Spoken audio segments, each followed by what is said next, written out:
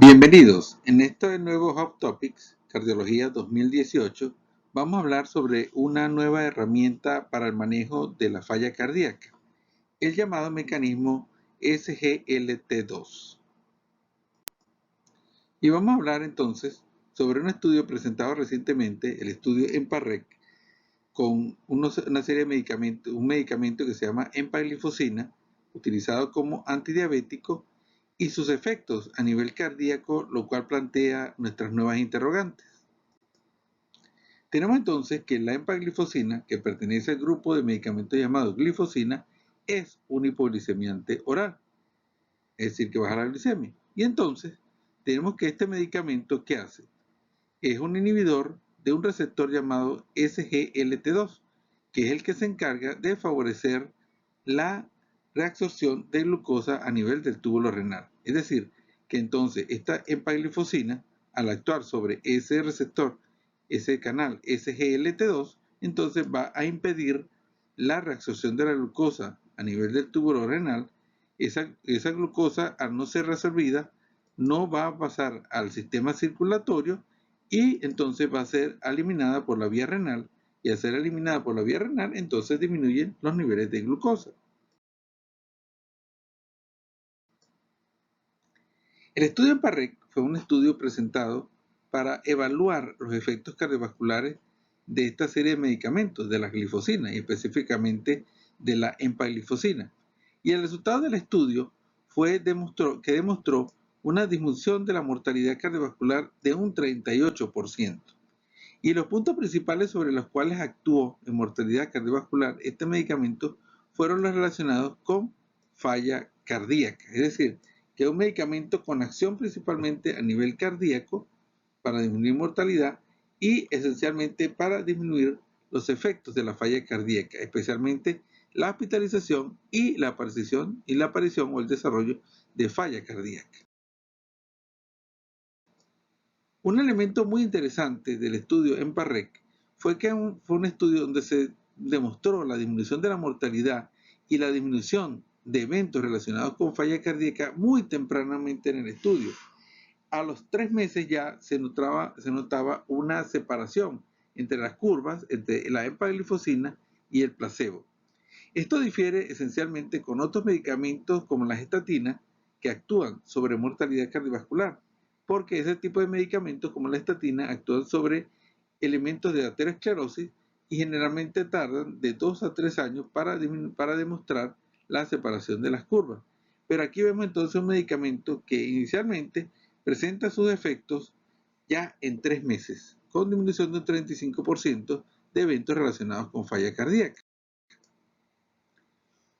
¿Cómo actúa o cómo se explica esta disminución tan temprana de eventos cardiovasculares y de falla cardíaca? ¿Cuáles son los mecanismos implicados en todo esto? Bueno, se han planteado una serie de teorías desde la presentación del estudio en PARREC. Una de las teorías habla sobre el efecto de la pérdida de glucosa, de la glucosuria. Entonces se ha hablado que la glucosuria estimularía la producción de cuerpos cetónicos, y estos cuerpos cetónicos serían utilizados a nivel cardíaco como combustible, mejorando el funcionamiento cardíaco. Esto sería una teoría. Otra de las teorías habla, bueno, aparte de que al disminuir la glucosa también se asocia con pérdida de peso, una mejoría del perfil metabólico del paciente.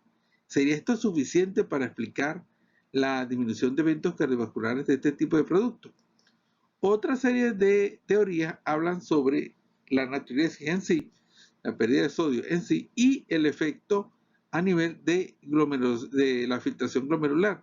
Y una de las cosas más interesantes es que estos medicamentos disminuyen el mecanismo de hiperfiltración glomerular que va consecuentemente a traer daño renal, y entonces se ha planteado que esto podría ser uno de los elementos principales para explicar el problema.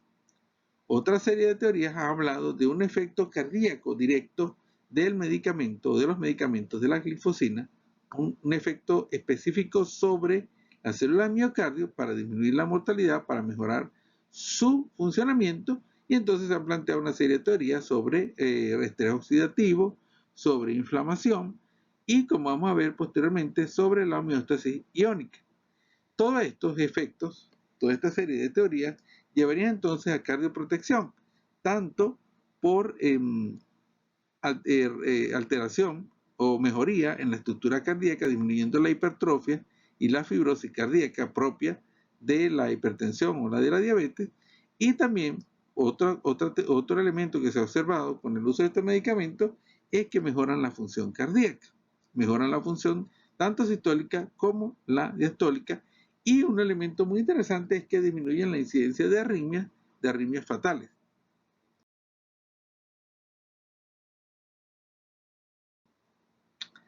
Entonces, tenemos un estudio clínico que ya nos demostró que este tipo de medicamentos disminuye mortalidad cardiovascular con un efecto cardíaco. Ok, tenemos el estudio clínico. Y nosotros queremos averiguar ahora cuál de todas estas teorías sería la que explicaría cómo es que las glifosinas disminuyen mortalidad cardiovascular. En este caso, entonces, al contrario de lo que sucede usualmente, vamos a ir de la práctica clínica al laboratorio para tratar de descubrir qué fue lo que pasó. Entonces vamos a presentarle este estudio presentado que se publicó en la revista JACC el año pasado, y habla de empaglifosina y falla cardíaca. Y específicamente dice, la empaglifosina va a prevenir el daño de la función cardíaca en un modelo experimental de sobrecarga de falla cardíaca producida por sobrecarga de presión. Un elemento muy interesante de este estudio es que se evaluó tanto, son con animales de experimentación, pero se evaluó tanto el efecto del medicamento en el animal vivo como en los tejidos, en el tejido cardíaco, es decir, en vivo, in vivo y ex vivo. Y entonces, cuando nosotros evaluamos, entonces el efecto del medicamento en el tejido cardíaco, tenemos una serie de cosas muy interesantes. Primero, que estos animalitos no eran diabéticos, es decir, que vamos a evaluar el efecto de la glifosina, pero en pacientes o en animales de experimentación no diabéticos. O sea, aquí no interviene la diabetes.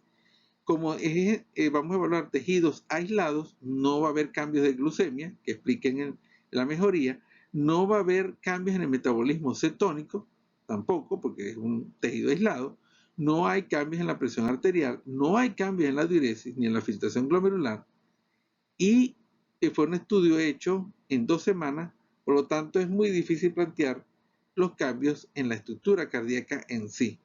Entonces tenemos acá un estudio hecho en animales de experimentación por 2 semanas. Y entonces, veamos acá, tenemos un animalito al cual se le intervino desde el punto de vista quirúrgico y se le produjo un cierre una contracción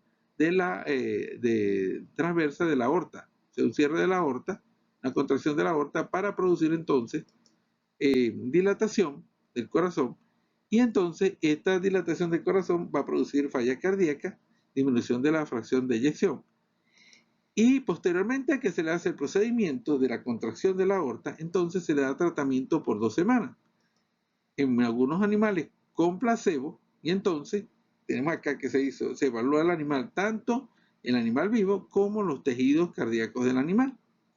Y también lo mismo se hizo con otro animalito, pero con empaglifosina. Se evalúa el efecto tanto en el animal vivo como en los tejidos cardíacos.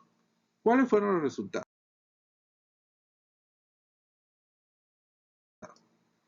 Vemos entonces acá, se hizo el procedimiento de la contracción de la aorta para producir la dilatación cardíaca. Y posteriormente entonces se administra tanto placebo como empaglifosina por 2 semanas. ¿Qué fue lo que se apreció desde el punto de vista del funcionalismo cardíaco? Vemos entonces que en estos animalitos se aprecia un aumento de la fuerza de la fracción de eyección.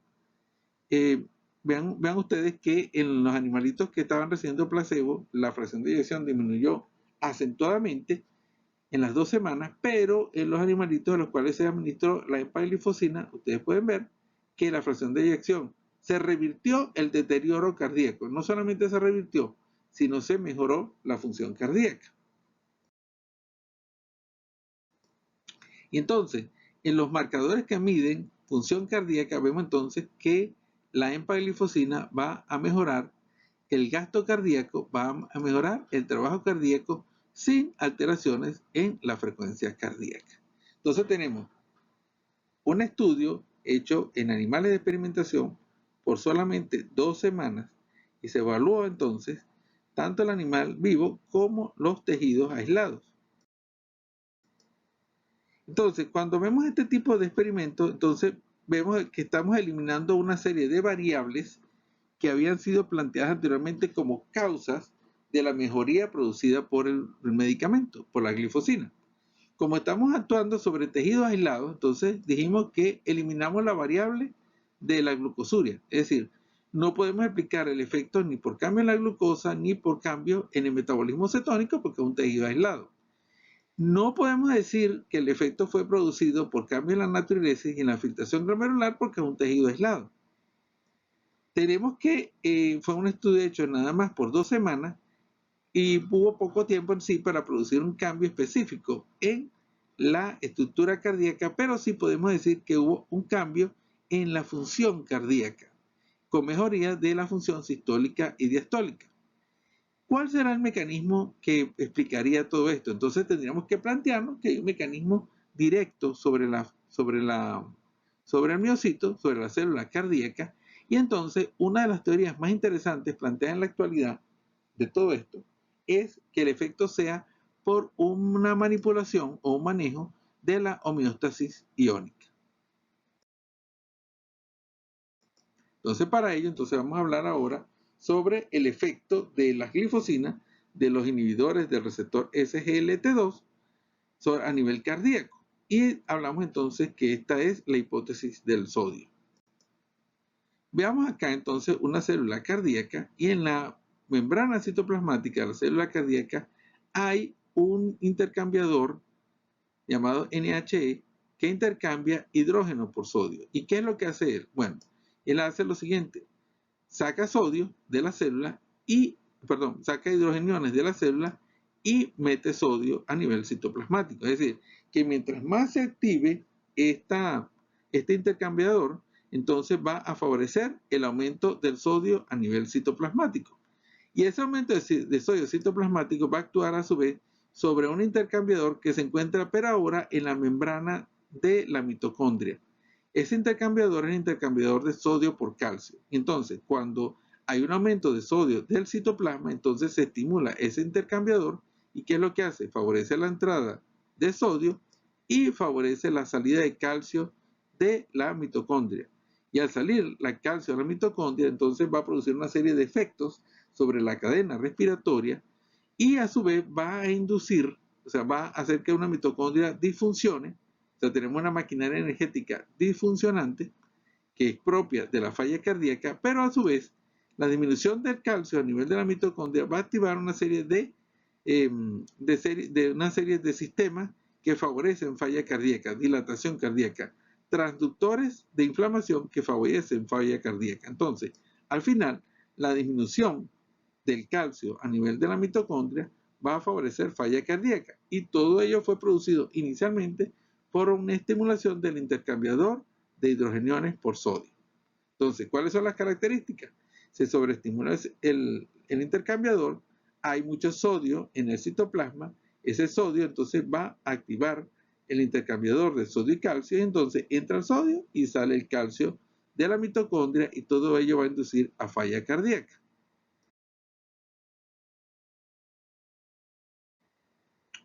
Veamos entonces en los estudios experimentales cuál es el efecto de este intercambiador.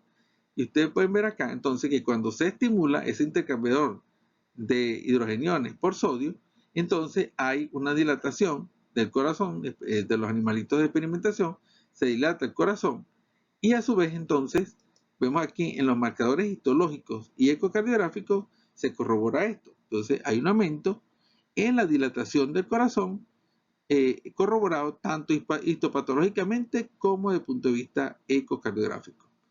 Y cuando nosotros inhibimos a ese intercambiador de sodio por hidrógeno, entonces ustedes pueden ver cómo se restituye la morfología cardíaca.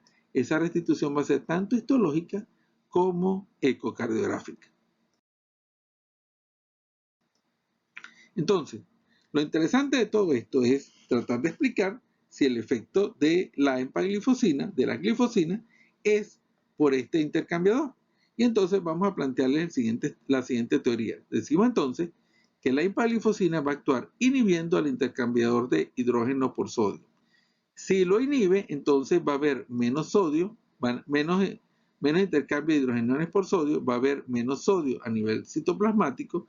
Al haber menos sodio a nivel citoplasmático, no se activa el intercambiador de sodio por calcio de la mitocondria. Como no se activa, entonces permanece el calcio en la mitocondria y eso va a favorecer la restitución de la función cardíaca. Mejora el funcionamiento de la mitocondria, de la cadena respiratoria, y no se activan los mecanismos de daño cardíaco. Lo más interesante de todo esto es que no se ha demostrado hasta la actualidad la presencia de SGLT2, del canal SGLT2 a nivel cardíaco, como sí se ha demostrado que existe a nivel renal. Entonces es posible que las glifosinas, si no existe el receptor, puedan producir todo este mecanismo. En este estudio presentado este año en diabetología, entonces vemos que aquí tenemos el intercambiador de sodio por hidrógeno y vemos entonces que la empaglifosina es capaz de unirse. Vemos acá desde el punto de vista microestructural cómo la empaglifosina ha entrado en el intercambiador y lo inhibe. O sea que en el estudio se demuestra que la empaglifosina sí puede actuar directamente sobre el intercambiador de sodio por hidrógeno. Entonces veamos, se une la empaglifosina al receptor, lo estamos demostrando, y entonces vemos acá que al unirse se inhibe la bomba, se inhibe el intercambiador de sodio por hidrógeno y disminuye el sodio a nivel del citoplasma. Y aquí podemos ver entonces cómo disminuye los niveles de sodio a nivel citoplasma. Al disminuir los niveles de sodio, como dijimos anteriormente, entonces no se activa la bomba, el intercambiador de sodio por calcio, y entonces aumenta el calcio a nivel mitocondrial. Y vean ustedes entonces, aquí está la demostración en el estudio cómo aumentan los niveles de calcio a nivel mitocondrial. Entonces, desde el punto de vista teórico, estamos demostrando que lo que se planteó inicialmente pues puede ser posible. Es posible entonces que la hipoglifosina pueda actuar per se sobre el intercambiador y favorecer la restitución de la homeostasis mitocondrial. Ahora entonces vamos a ir nuevamente del laboratorio, del estudio experimental, vámonos a la práctica clínica, como una conclusión de todo esto que hemos presentado. Hemos dicho entonces que la empaglifosina las glifosinas en sí pueden mejorar la función cardíaca rápidamente, como se demostró en el estudio en Parrec. Vimos que la mejoría podía ser producida en 3 meses, de punto de vista clínico, y hemos visto un mecanismo que puede explicar, que uno de los mecanismos que puede explicar a partir del estudio inicial, donde descartamos todas las variables posibles y nos quedamos con una sola variable, es decir, que los medicamentos tienen un efecto cardíaco directo. Entonces vamos a buscarle una aplicación clínica a todo esto, es decir, que vamos ahora, nuevamente ahora, del laboratorio a la práctica clínica. Entonces veamos, del doctor Victor Packer ha estudiado con bastante profundidad, ha hecho bastantes análisis sobre este punto, sobre el intercambiador de sodio por hidrógeno y su aplicación desde el punto de vista clínico. Y él plantea que todos los elementos fisiopatológicos que producen falla cardíaca, norepinefrina, la angiotensina, la aldosterona, la nefrilicina y las adipoquinas, actuarían dentro de su mecanismo de acción está la estimulación del intercambiador de sodio por hidrógeno. Y al estimularlo, entonces facilitarían la progresión de la falla cardíaca. Es decir, que esta estimulación del intercambiador de sodio por hidrógeno formaría parte del mecanismo de la falla cardíaca, forma parte de la fisiopatología. Eso es lo que se plantea. Entonces vemos acá un elemento muy interesante, es que cuando hay hiperinsulinemia, cuando hay resistencia a la insulina o cuando aumentamos excesivamente los niveles de insulina, entonces eso se ha relacionado, el aumento de la señal de la insulina se ha asociado con el desarrollo o con la progresión de la falla cardíaca. Y esto es un elemento muy interesante porque hasta ahora, con los otros medicamentos hipoglicemiantes, no habíamos demostrado disminución de mortalidad cardiovascular y no habíamos demostrado tampoco efectos positivos en los casos de falla cardíaca. Entonces, un elemento muy interesante es que la insulina per se aumenta los niveles de sodio a nivel del citoplasma. ¿Por qué lo hace? Porque la insulina estimula el intercambiador de sodio por hidrógeno. Es decir, que mucha insulina no es beneficiosa a nivel cardíaco. Y eso explicaría entonces por qué los otros medicamentos han fallado en este punto específico. Y la conclusión final del doctor Packer es que hay una serie vimos entonces que los inhibidores del canal SGLT2, de las glifosinas, entonces actúan sobre ese intercambiador de sodio por hidrógeno. Pero no solamente actúan este tipo de medicamentos.